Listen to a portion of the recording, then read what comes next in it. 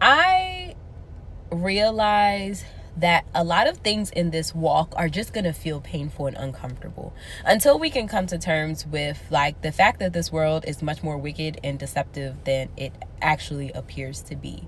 If we can get back to studying the entire Bible, we'll have an understanding that there's nothing new under the sun, and God tells us this for a reason. Throughout the Old Testament, we see examples of child sacrifice.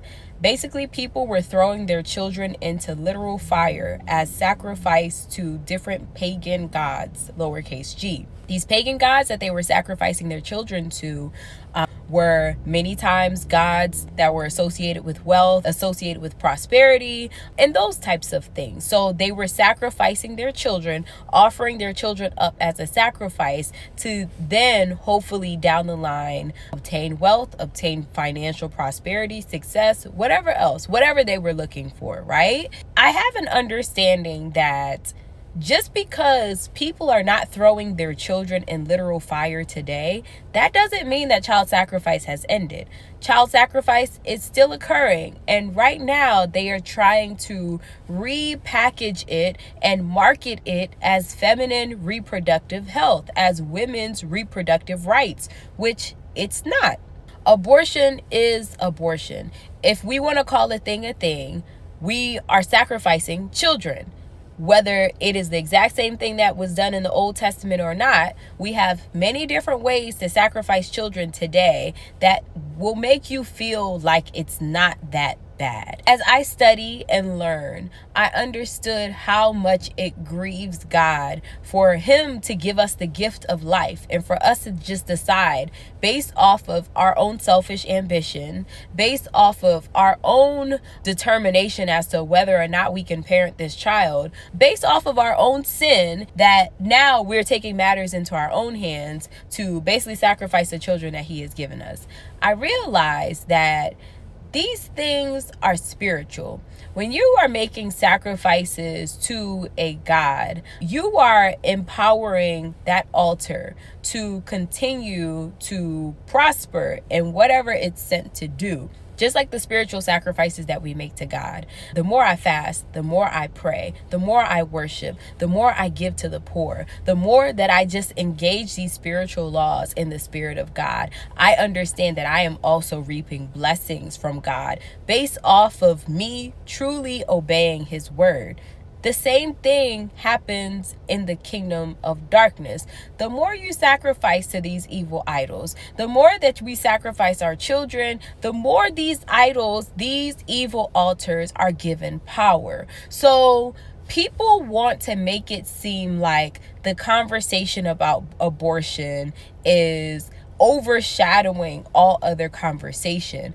But it's a very important conversation, because when you sacrifice your children, a blessing that God has given you to, for any reason, when you decide for any reason to end the life of a child, that is now a sacrifice that you have made in idolatry.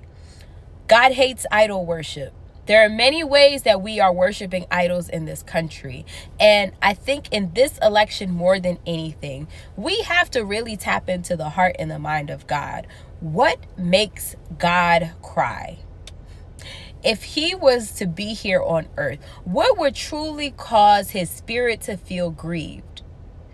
If he, as God, has gifted us with children, and he has said that we are fearfully and wonderfully made, if he has even numbered every hair that is on our heads, if he looks at us as the apple of his eye, and if he knows from the point of conception what a child's purpose would be, how would that make him feel for us to just throw it away? Just get rid of it. Get rid of it because we have to go to work. Get rid of it because we don't have a babysitter. Get rid of it because daycare is too expensive. Get rid of it, get rid of it, get rid of it. How would he feel? This election, we have to truly think about, how does God feel about these policy positions? It's not about love. It's not about access. It's not about not judging other people. How would God feel? When you start to vote in favor of things that God feels are wrong, you are voting in favor of the kingdom of darkness. And with your vote, You are allowing the kingdom of darkness to continue to take reign in this nation. We don't have the time and the space for Christians to be so in the middle, so afraid of taking a stance, so afraid of just walking in what God has called us to walk, that now we cower to darkness and we allow darkness to reign because we don't want for people to feel uncomfortable. I said all this to also say, I'm not one person to judge someone based off of the decisions that they have made. What I will do, though, is recognize that we're supposed to discern and judge the behavior.